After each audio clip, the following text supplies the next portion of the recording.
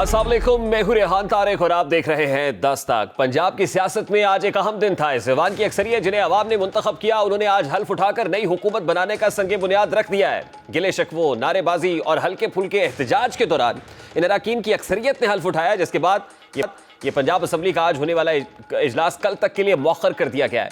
कल के इजलास में स्पीकर, डिप्टी स्पीकर का इंतखाब होगा और ऐन मुमकिन है कि कल ही वजीर आला के इंतखाब को भी मुकम्मल कर लिया जाए। आज की हल्फ बर्दारी इजलास की खास बात यह थी कि पंजाब का ये ऐवान नून यानी नवाज शरीफ लीग का मंजर पेश कर रहा था, और अब तक के बनावट को देखा जाए तो यह साफ जाहिर हो रहा है कि पंजाब में इस बार नून लीग की कमान में और वफाक शीन लीग के पास होगा। इस बार बहुत वक्त के बाद मुस्लिम लीग नून ने अपना पैटर्न चेंज करते हुए 80 की दहाई की सियासत को दोबारा दवाम बख्शा है, जिसमें नवाज शरीफ और वजीर खजाना पंजाब से होते हुए वजीर आला बने और बाद में वफाक में गए, तो पहले ही वफाकी इंतखाब के बाद वजीर आजम मुंतखब हो गए और अपने भाई शहबाज शरीफ को पंजाब की कमान सुपुर्द कर दी, जिन्होंने अपने दौरे हुकूमत में पंजाब की तरक्की में कलीदी किरदार अदा करते हुए शहबाज स्पीड का लकब अपने नाम किया। इस दौरान जब भी नून लीग को हुकूमत का मौका मिला तो नवाज की नून लीग वफाक में और शहबाज की शीन लीग पंजाब में सरगर्म अमल रही। यहाँ तक कि 2008 में भी यही पैटर्न रहा। 2022 में भी शहबाज शरीफ पहली बार वफाक में गए तो उन्होंने अपने जानशी के तौर पर हमजा शहबाज को वजीर आला बनवाया। उनका अरसा कम ही सही, लेकिन इसमें शीन लीग का भरपूर अक्स दिखाई दिया। लेकिन इस बार जब नवाज शरीफ का चौथी बार वजीर आजम बनना मुकद्दर में ना ठहरा तो उन्होंने अपनी बेटी को जानशी के तौर पर पंजाब में नामजद कर दिया, जो बहुत जल्द मनसब संभाल लेंगी। आज का मंजर इस लिहाज से भी बहुत अहम था और यह अक्कासी कर रहा था कि पंजाब में मरियम नवाज के लिए नवाज शरीफ ने अपनी टीम उतारी है, जिसकी अक्कासी इस खबर से मिलती है कि मरियम औरंगजेब समेत बहुत से रहनुमा उनकी बेटी के दाएं बाएं हल्फ उठाते देखे गए। दूसरी जानिब शहबाज की शीन लीग काबीना के अक्सर अरकान जिन्होंने पंजाब का इलेक्शन लड़ा, उनको सीटें छोड़कर वापस वफाक में भेजने की तैयारी की जा रही है, जिसमें एहसन इकबाल, राना तनवीर और सबसे अहम हमजा शहबाज है, जिनको सूबाई सीट छोड़कर नेशनल असम्बली सीट पर वफाक में ले जाने का हुक्म दे दिया गया है। इन बुनियादी तब्दीलियों के बाद मरियम नवाज की काबीना उनकी सियासी समत का तयन करेगी। उनकी किचन कैबिनेट में शामिल चेहरे ही मुस्तकबिल का सियासी मंजरनामा वाजे कर देंगे। उनकी पंजाब में एंट्री का मुस्तकबिल क्या होगा? मरियम नवाज को सियासी तफरीक को ख़त्म करने के अलावा शहबाज और फिर मोहसिन नकवी स्पीड जैसे आदाफ का सामना होगा। शहबाज शरीफ ने अपने काबू से लकब पाया तो सैयद मोहसिन रजा नकवी ने इस स्पीड से पंजाब का नक्शा बदला कि शहबाज शरीफ मोहसिन स्पीड के मोतरफ हो गए। आज पंजाब के ऐवान में जो मंजर रहा, मरियम नवाज को आने वाले दिनों में जिन चैलेंजेस का सामना रहेगा, खासतौर पर पंजाब में नून और वफाक में शीन का जो तासुर मिल रहा है, इस सारे मामले पर बात करेंगे। इस वक्त सीनियर सहाफ़ी तजियाकार रिजवान रजी साहब ने भी ज्वाइन किया है। अस्सलाम वालेकुम रिजवान रजी साहब, बहुत बहुत शुक्रिया आपके वक्त के लिए। सबसे पहले तो बड़ा सादा सा सवाल है, आज पंजाब असम्बली की खास बात यह थी कि पहली खातून वजीर आला जो नामजद हुई है मरियम नवाज साहिबा, उन्होंने भी हल्फ उठा लिया है। एक तारीख रकम होने जा रही है। जब वो ईवान में आई तो उनके हाथ में तस्वीर थी और ना सिर्फ वो बल्कि उनके साथ उनके हामी थे, लीगी सपोर्टर्स थे, ट्रेनी बेंचेस के ऊपर लोग बैठे हुए थे, उनके हाथों में भी नवाज शरीफ की तस्वीर मौजूद थी और नवाज शरीफ, वजीर आजम नवाज शरीफ के नारे लग रहे थे। क्या यह तासुर लिया जाए कि पंजाब में नून होगी और वफाक में शीन होगी? ये तो बड़े दिन का तय हो गया, लेकिन नून और शीन की उसके अंदर डिफरेंस कोई नहीं है। अभी आप कौमी असम्बली का इजलास होने दीजिए। मैं आपको एडवांस में बता रहा हूं कि वहां पे भी आपको ये तस्वीर नजर आएगी। बुनियादी तौर पे इस वक्त जो पाकिस्तान मुस्लिम लीग नून है, उसको ये तस्वीर उठाने की मजबूरी इसलिए है कि उन्होंने वोट इस तस्वीर के नाम पे लिए हैं। इस तस्वीर वाले को वो लंदन से लेके आए और उन्होंने जो है वो इसको वोट दिए, इस तस्वीर को वोट दिए, इसलिए उन्हें जो है वो इस अमर की जरूरत है। नहीं, मैं आपसे इस बेसिस पर पूछ रहा हूं कि आज हमजा शहबाज हमें सूबाई असम्बली के अंदर दिखाई नहीं दिए, जो कभी नशस्तों पर थे फिर वजीर आला बने। हमजा शहबाज कैंप के लोग, उस टीम के लोग दिखाई नहीं दिए। शहबाज शरीफ साहब तो ऑब्वियसली नहीं है पंजाब के अंदर, अब वो वफाक में होंगे। आज मरियम नवाज साहिबा, उनके साथ मरियम औरंगजेब साहिबा बैठी हुई थी और बहुत सारी खवातीन ऐसी जो पिंडी डिवीजन की है और मरियम नवाज मरियम औरंगजेब के बहुत करीब समझी जाती है, उनकी टीम की है। वो उनके राइट लेफ्ट एक नया मंजरनामा, जैसे मरियम नवाज ने कहा था ना, एक नए दौर का आगाज होने जा रहा है। तो पंजाब असम्बली के अंदर लीगी कैंप, ट्रेरी बेंचेस के ऊपर भी एक नई पिक्चर थी। इस लिहाज से मैं आपसे कह रहा हूं कि जो हमने गुज़श्ता अदवार देखे हमजा शहबाज और शहबाज शरीफ साहब की, अब मरियम नवाज और नवाज कैंप होगा। देखिए, मेरी इतला के मुताबिक हमजा जो हैं वो इलेक्शन के बाद शायद पाकिस्तान में ना रहें, वो लंदन चले जाएं। और अगर हुए भी तो वो वफाक में होंगे, कौमी असम्बली की सीट रखेंगे, सूबे में नहीं आएंगे। ये उनका फैसला था। आप इससे एग्री करें या ना नहीं, करें। नाराज होकर लंदन और चले जाएंगे? नहीं नहीं, मतलब कि वो अपना सियासी किरदार देख रहे थे पंजाब के अंदर, क्योंकि वो चीफ मिनिस्टर रह चुके हैं।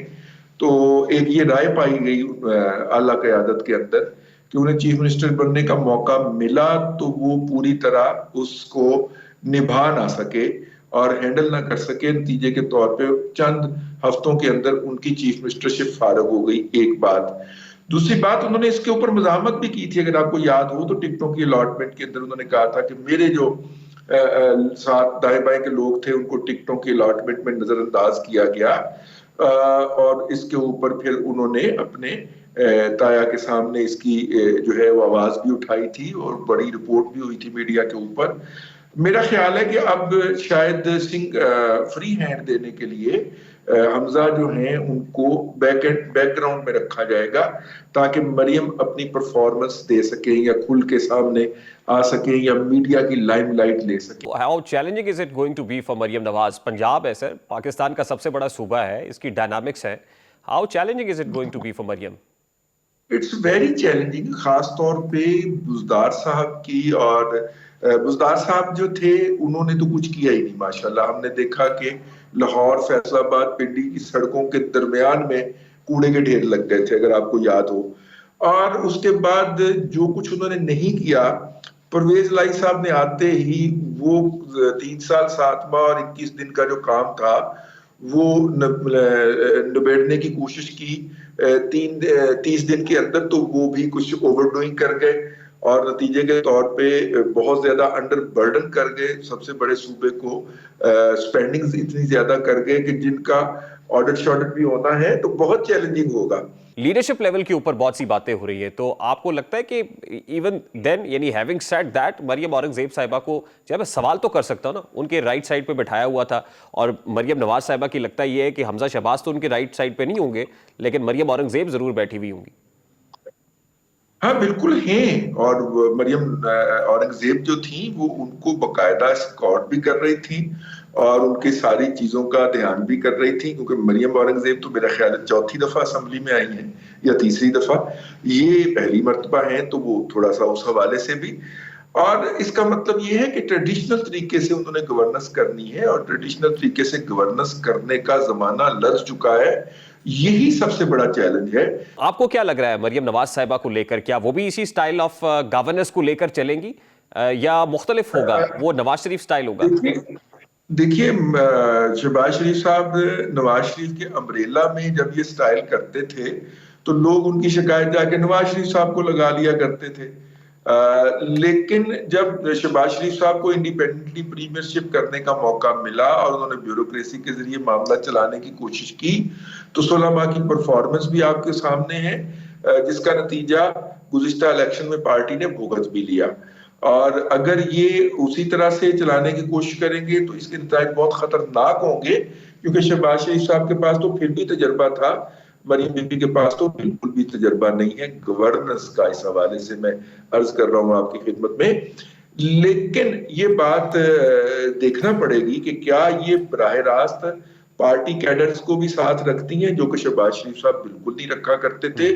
पैरेलल पार्टी कैडर्स को साथ रखें और इलेक्टेड लोगों को जो है वो कानून साजी के अंदर इन्वॉल्व करें। ये बड़ा डेलिकेट सा बैलेंस होता है। नहीं साहब, क्विकली बता दीजिएगा, ये जब मरियम साहिबा ने कहा करप्शन मेरी रेड लाइन है, तो देखिए हमने बानी पीटीआई के नाम जो हमेशा उनके मुंह से सुना कि एंटी करप्शन और आएंगे तो इतने दिन में करप्शन खत्म हो जाएगी, इसको लटका दो, उसको पकड़ लो, उसको डाल। यानी आपको क्या लगता है ये वाला स्टाइल कहीं नुमाया होगा उनकी पर्सनैलिटी में, मरियम नवाज साहिबा की, जब वो आएंगी तो इंतकाम, witch hunting, political victimisation? What are you looking at? देखिए मेरा ख्याल ये मैसेज उनका वो था, वो जो तबादले होते थे ना पैसे लेके, डीसी और डीपीओज की सीटें बिकती थी पंजाब के अंदर, जो तमाशा लगा हुआ था। मेरा ख्याल ये है कि ये इशारा उसकी तरफ था कि इस तरह की करप्शन जो है वो उसको नहीं करेंगी। और एक उनका वाहिद जो उनका इकदाम मुझे लगा है रेवोल्यूशनरी, वो यही है कि सरकारी स्कूल के अंदर बच्चों को दोपहर का खाना सरकार देगी। मेरा ख्याल है बहुत ज्यादा मैं इसके बारे में पॉजिटिव हूँ कि वो जो स्कूलों से हमारे 2 करोड़ के करीब बच्चे जो हैं वो आउट हैं, और ड्रॉप उनमें से आधे के करीब जो हैं वो नहीं पंजाब से हैं। तो उनको वापस सरकारी स्कूलों में लाने की अंदर हमें मदद मिलेगी। करप्शन भी इसमें होगी, लीकेजेस भी होंगी, लेकिन अगर गरीब तक एक चीज पहुंच भी जाए थोड़ी बहुत करप्शन के साथ, तो ये सबसे बड़ा उनका रेवोल्यूशनरी मूव होगा। बहुत बहुत शुक्रिया। बिना कायद और रहबर के तहरीक इंसाफ की सियासत जिद, अना और अदम बर्दाश्त का मजमुआ बन चुकी है। सियासत बर्दाश्त का नाम होता है। सियासत में दूसरे के वजूद और नजरियात को बर्दाश्त किया जाता है, लेकिन पीटीआई के नजदीक उनकी सियासत के अलावा सब गलत है। और इस नफरत और तकसीम और अना की सियासत ने न सिर्फ तहरीक इंसाफ बल्कि मुल्क को भी तबाही के दहाने पर पहुंचा दिया है। बानी तहरीक इंसाफ के गिरफ्तार होने के बाद से पीटीआई की सियासत ने न सिर्फ तशद्दुद का रास्ता इख्तियार किया, बल्कि इस सियासत में मुल्क की मफाद को कुचलने का सिलसिला जारी है। सानिया 9 मई की पादाश में शदीद तरीन क्रैकडाउन सहने वाली जमात से तवक्को तो ये थी कि वो इबरत पकड़ेगी, लेकिन इस जमात ने इबरत की बजाय मुल्क को मजीद कशीदगी और दलदल में धकेलने का फैसला कर लिया, जिसका अक्स हमें गुज़श्ता रोज़ इस जमात के इस ऐलान से मिलता है, जिसमें दावा किया गया कि पीटीआई IMF को, जिसमें इलेक्शंस में धांधली को बुनियाद बनाकर डील ना देने का मुतालबा किया जाएगा, या फिर ये कहा जाएगा कि आलमी इदारा उस वक्त तक पैकेज मत दे जब तक धांधली की तहकीकात ना हो जाए। इस बयान के बाद सियासी, समाजी और अवामी हलकों की जानिब से शदीद रद्द अमल आया, जिसके बाद आज तहरीक इंसाफ ने इस हवाले से बयानात में बहुत ज़्यादा तजाद भी देखा जा रहा है। जैसा कि आज बानी पीटीआई ने अडयाला जेल में सहाफ़ियों से गुफ्तगू में IMF को ख़त लिखने की तस्दीक करते हुए कहा कि IMF को ख़त लिख दिया है, आज ख़त चला गया होगा। वो ख़त इसलिए लिखा है कि अगर ऐसे हालात में मुल्क को कर्जा मिला तो वापस कौन करेगा। उन्होंने कहा कि इस कर्ज से गुर्बत बढ़ेगी, जब तक सरमायाकारी ना आई कर्ज बढ़ता जाएगा। सबसे पहले मुल्क में सियासी इस्तेहकाम लाया जाए, ये बानी तहरीक इंसाफ का मौक़िफ़ है। लेकिन जेल से बाहर उनकी जमात के मुख्तलिफ नुमाइंदों के बयानात एक दूसरे से बिल्कुल मुख्तलिफ हैं। जैसे सेनेटर अली जफर का कहना था कि भी खत, लेकिन आज शाम तक खत लिख दिया जाएगा। एक IMF का मामला है, दूसरा सुप्रीम कोर्ट ऑफ पाकिस्तान के दर पे दस्तक देने का मामला है। शेर अफजल मरवत जो पाकिस्तान तहरीक इंसाफ की वकील रहनुमा है, उन्होंने सुप्रीम कोर्ट ऑफ पाकिस्तान से रुजू किया है, जिसमें इंतखाबी नताइज के हवाले से इनको कलअदम करार देने का मुतालबा किया है, और साथ ही चीफ इलेक्शन कमिश्नर और इलेक्शन कमीशन मेंबरान की तैनाती को भी चैलेंज किया गया है। और वो इंक्वायरी कमेटी जो कमिश्नर रावलपिंडी लियाकत चट्टा के बयान की तहकीकात कर रही थी, उस इंक्वायरी कमेटी को भी जानिबदार करार देते हुए उसको भी कलअदम करार देने की इस्तदा इस पिटीशन में जो शेर अफजल मरवत ने सबमिट कराई है उसमें की गई है। इस सब मामले पर बात करेंगे। इस वक्त पाकिस्तान तहरीक इंसाफ के रहनुमा सेनेटर हुमायूं मोहम्मद ने भी ज्वाइन। अस्सलाम वालेकुम सेनेटर साहब, बहुत बहुत शुक्रिया आपके वक्त के लिए। सबसे पहले तो ये जो तजाद है, अबहाम है कि IMF को खत लिखा जा चुका, लिखना है, बानी पीटीआई कुछ कह रहे हैं, जो लीडरशिप है वो कुछ और कह रही है। इस हवाले से तो क्लियर करें कि पोजीशन क्या है, लिखा जा चुका है, लिखना है, क्या है अभी? बिस्मिल्लाहिर्रहमानिर्रहीम। देखिए, इस तरह यह है कि मुझे उसका नहीं मालूम कि उन्होंने लिख लिया है या उन्होंने एक कॉन्सेप्चुअल अंडरस्टैंडिंग के लिहाज से किया है। तो चूंकि ना मेरी खान साहब से मुलाकात हुई है और ना मैं उस टीम का मेंबर हूं जिनको खान साहब ने ये कहा था, तो I am not aware of that thing. तो मुझे उसका नहीं पता कि लिख दिया कि नहीं, लेकिन जहां तक मेरा ख्याल है कि उन्होंने कहा हुआ है कि हम लिखेंगे। जो अल्फाज इस्तेमाल हुए थे वो ये थे कि हम लिखेंगे या हम कहेंगे या समथिंग लाइक दैट, उस लिहाज से कहा था। नहीं तो क्या ये फैसला हुआ है कि पब्लिकली खत के कंटेंट्स अवाम के सामने रखे जाएंगे किसी प्रेसर के थ्रू, और उसके बाद खत डिस्पैच किया जाएगा? क्योंकि मुतजाद इतलात है। बानी chairman PTI 190 million pound case में आज अडयाला जेल में थे, सहाफ़ियों से गुफ्तगू के जो कंटेंट सामने आए उसके मुताबिक ये था कि खत भेजा जा चुका है, पहुंच चुका होगा। अली जफर साहब कह रहे हैं कि नहीं अभी खत अवाम के सामने रखा जाएगा, फिर भेजा जाएगा। तो बहुत सारी कंफ्यूजन है अभी इस मामले में।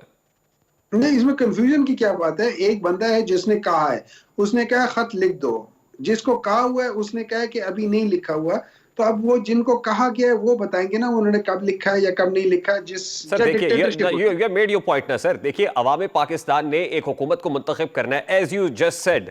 अब ये हुकूमत ने फैसला करना है ना सर कि खत लिखना है या नहीं लिखना। ये अवाम ने डायरेक्टली तो IMF के साथ एंगेज नहीं करना ना। आप मेरी बात सुन ले। अब आप बिल्कुल उस जगह पे आ गए जब मैं आपको लाना चाहता था। Thank you for coming. ठीक है, अब सुन ले। अवाम की रिप्रेजेंटेशन जो है ना वो हुकूमत होती है। ठीक है, हुकूमत ने पैसे लेके करना है। अब इसीलिए से अब उस मिसाल जो मैं बोलने लगा था, अगर आप खामोशी से सुन लेते समझ आ जाती है। एक कंपनी होती है, प्राइवेट लिमिटेड की बात नहीं को, एक कंपनी होती है, उनके जो ओनर हैं वो अवाम है। उन्होंने अपना एक चीफ वो क्या कह सकते हैं ऑपरेटिंग ऑफिसर रखा हुआ है, वो आप समझे हुकूमत है। वो आगे उसने लोगों से बातचीत करनी है, पैसे लेने या कुछ करना है, लेन देन करना है।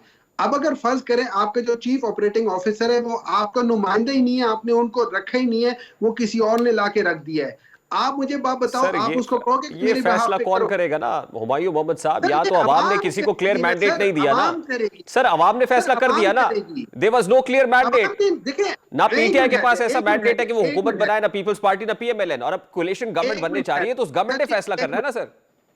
देखिए एक मिनट है, अवाम ने जो मैंडेट दिया ना, वो फॉर्म 45 के तहत इनमें से किसी के पास नहीं है, इनमें से किसी के पास नहीं है फॉर्म 45 के तहत। फॉर्म 47 जो बना है वो फॉर्म 45 के तहत नहीं बना। वो इसलिए नहीं बना कि 80,000 70,000 ठप्पे ये नहीं लगा सकते। मैं आपको कहूं, आप 80,000 तक गिनती गिने, आपको समझ आ जाएगी गिनती गिनते हुए 80,000 तक। 80,000 ठप्पे लगाना तो मुश्किल है। इन्होंने क्या हुमायूं किया? मोहम्मद साहब, इन्होंने इसका मतलब ये चेंज है कर कि दिया। आईएमएफ बहाना है, पाकिस्तान निशाना है? नहीं सर जी, ना आईएमएफ बहाना है, ना पाकिस्तान निशाना है। पाकिस्तान बचाना है। तो पाकिस्तान आईएमएफ के बेल आउट पैकेज से बचेगा? आईएमएफ सर, के बेल आउट पैकेज के ना मिलने से पाकिस्तान बचेगा? सर एक दफा कोशिश करे, अवाम ने जिसको मैंडेट दिया उसको दे दे। आपको हो सकता है, आपको शायद आईएमएफ की बहुत ज्यादा जरूरत भी ना पड़ेगी, बहुत ज्यादा नहीं पड़ेगी। अगर प्रॉब्लम पाकिस्तान का हमेशा ये रहा है कि जब भी मैंडेट की बारी आती है, पिछले कितने सालों से अवाम के जो लोग होते हैं, जैसे मर्जी भी होते हैं, उनको कभी पूरा मैंडेट दिया नहीं जाता। अच्छा चलिए, आज एक पिटीशन सुप्रीम कोर्ट में चली गई ना शेर अफजल मरवत की वसातत से। अब आप what are you looking at? क्या चीफ जस्टिस काजी फायज ईसा जो है, आपको लगता है कि इस पिटीशन को सुनेंगे, अब एक्सेप्ट होगी और उसके ऊपर समाअत होगी तो सुप्रीम कोर्ट ऑफ पाकिस्तान से कोई रिलीफ मिलने के चांसेस नजर आ रहे हैं आपको? मैं आपको एक और बात बताता हूं। मैं सिंपल सी बात करता हूं। देखिए, मैं सिंपल आदमी हूं, सिंपल बात करता हूं, ठीक है, और मैं उस तरीके से समझने की कोशिश करता हूं। अगर मैं आपसे पैसे छीन लूं, ठीक है, आप कोर्ट में जाएंगे, अगर कोर्ट मुझसे पैसे वापस लेकर आपको दे देना, मैं शोर नहीं मचाऊंगा, क्योंकि मुझे पता है मैंने आपके साथ ज्यादती की है। लेकिन अगर कोर्ट आपके पैसे जो मैंने छीने हैं वो कहे कि हाँ ये हुमायूं के ही हैं, आप शोर मचाओगे, क्योंकि आपको पता है ये पैसे हुमायूं के नहीं है, ये आपके पैसे थे और कोर्ट ने आपके साथ ज्यादती की है। नहीं, नाउ कोटिंग योर एग्जांपल, आपको लग रहा है कि कोर्ट पैसे वापस दिलवाएगा आपको? देखिए, अब ये कोर्ट तक है कि कोर्ट ये झगड़ा खत्म करवाता है और इंसाफ करता है या नहीं करता। अगर कोर्ट ने इंसाफ ना किया तो हम जो पाकिस्तान तहरीके इंसाफ वाले जो समझते हैं कि हमारे हक पे डाका डाला गया, हम शोर मचाएंगे। हमारे हक पे डाला गया है, जिनसे छीन के हमें वापस देंगे, वो कभी शोर नहीं मचाएंगे। Humayun Mohammad Sahab, lastly and very quickly, barrister Gohar Ali से इस्तीफा लिया गया, सेनेटर अली जफर अब कंटेस्ट करेंगे बतौर चेयरमैन पीटीआई। क्या वाकई जैसे शेर अफजल मरवत ने कहा कि इनकॉम्पिटेंसी थी बैरिस्टर गौहर की, शरीफ आदमी है लेकिन इनकॉम्पिटेंट थे इसलिए चेंज किया गया, तो इज इट करेक्ट? नहीं जी, I totally disagree with that. It is totally incorrect. उसकी जो असल वजह ये थी कि चूंकि वो क्या कह सकते हैं, एमएनए बन गए थे, उस एमएनए के लिहाज से उन्होंने वो सुन्नी तहरीक ज्वाइन करनी थी। तो अगर वो सुन्नी तहरीक ज्वाइन करते हैं तो वो पीटीआई के चेयरमैन नहीं बन सकते। पीटीआई का चेयरमैन वो बन सकता है जो पीटीआई का मेंबर है। उन्होंने ज्वाइन नहीं की ना, सुन्नी इत्तेहाद काउंसिल को ज्वाइन नहीं किया गौहर अली साहब ने। क्या चीज? बैरिस्टर गौहर ने तो सुन्नी इत्तेहाद काउंसिल को ज्वाइन नहीं किया सर। सर वो ज्वाइन करेंगे ना, वो ज्वाइन करेंगे, आज नहीं तो कल करेंगे, इसलिए to play on the safe side Ali Zafar Sahab को बनाए, वो सीनियर बंदे इसलिए बनाए। ये मेरी अंडरस्टैंडिंग है, ये मेरी पर्सनल अंडरस्टैंडिंग है। राइट, लेकिन ये इनकॉम्पिटेंसी वाला मामला नहीं है। नहीं जी, आई डोंट थिंक सो ये इनकॉम्पिटेंसी वाला मामला है। बहुत बहुत शुक्रिया सर। इसराइल से मुताल्लिक पाकिस्तान का उसूली मौक़िफ़ वही है जो बानी पाकिस्तान कायद-ए-आज़म मोहम्मद अली जिन्ना का मौक़िफ़ था, जिसमें उन्होंने दो टोक और बबागे दोहल कहा था कि Israel is an illegitimate child of west and we won't recognise Israel. हम कभी भी इजराइल को तस्लीम नहीं करेंगे। आज पाकिस्तान ने आलमी अदालत इंसाफ में क्या मौक़िफ़ रखा है इसराइल फ़लस्तीन कॉन्फ्लिक्ट को लेकर? हमारे वफाकी वज़ीर कानून का मिनिस्टर लॉ है, on the basis of 2 state solution, 2 रियासती हल में इस मसले का हल असल में मुज़मिर है, ये कह रहे हैं अहमद इरफान साहब। यानी 2 रियासत का मतलब तो फ़लस्तीन और इसराइल की रियासत तस्लीम करना, ये तो हमारा उसूली मौक़िफ़ नहीं था जो बानी पाकिस्तान की तकरीर से झलकता है। तो फिर क्या पाकिस्तान ने अपना उसूली मौक़िफ़ तब्दील कर लिया है? कुछ ऐसी ही बात आज से पहले केयर टेकर प्राइम मिनिस्टर अनवरुल्लाह काकड़ भी कर चुके हैं। सवाल बड़ा सादा सा है, क्या रियासत पाकिस्तान ने इजराइल फ़लस्तीन कॉन्फ्लिक्ट पर अपना मौक़िफ़ तब्दील किया है? अगर उसूली पोजीशन तब्दील हुई है तो यकीनन अवाम पाकिस्तान को भी इस पर एतमाद में लिया जाना चाहिए। बिजली की तकसीम कार कंपनीज का बस चले तो आवाम का खून तक निचोड़ लें। इन्हीं तकसीम कार कंपनीज यानी डिस्ट्रीब्यूशन कंपनीज ने एक बार फिर नेपरा से दरखास्त की कि फी यूनिट जो बिजली का है वो 7 रुपये 13 पैसे बढ़ा दिया जाए, जिस पर आज नेपरा ने सबात मुकम्मल की है। जबकि चेयरमैन नेपरा वसीम मुख्तार ने रिमार्क्स दिए हैं कि बिजली की कीमत में इजाफे की दरखास्त पर तशवीश है, अपने ज़मीर को जवाब देना है और आवाम को भी। जिसके साथ ही नेपरा ने बिजली की कीमतों में इजाफे पर तहकीकात का फैसला किया है। तहकीकात के बाद ही बिजली की कीमतें बढ़ाने या ना बढ़ाने का फैसला होगा। दौरान समाज चेयरमैन नेपरा ने कहा है कि अथॉरिटी को रबर स्टैंप ना समझा जाए, यहाँ जो कुछ लेकर आएंगे उसको ऐसे ही पास नहीं करेंगे। उनका कहना था कि सारिफीन की शिकायत से मुतालिक ऐप तैयार कर लिया है, शिकायत से मुतालिक ऐप को इसी माह में लॉन्च कर दिया जाएगा और बिजली कंपनी से मुतालिक फैसला भी रवा माह ही आएगा। चेयरमैन नेपरा ने जनवरी की भारी फ्यूल एडजस्टमेंट की तहकीकात का हुक्म देते हुए कहा है कि पावर सेक्टर में सारिफीन की कोई आवाज़ नहीं है।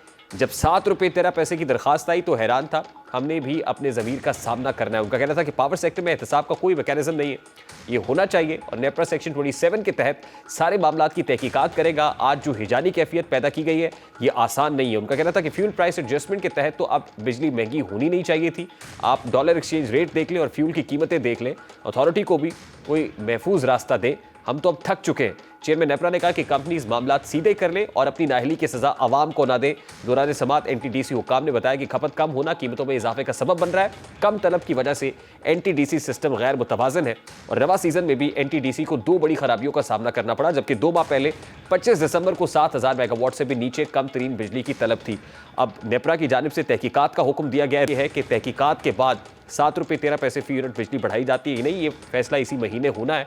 उम्मीद करते हैं कि फैसला आवाम के हक में आएगा। प्रोग्राम का वक्त अपने इख्तिताम को पहुंचा। आपसे मुलाकात होगी इंशाल्लाह अगले हफ्ते। अपना रखिए ख्याल।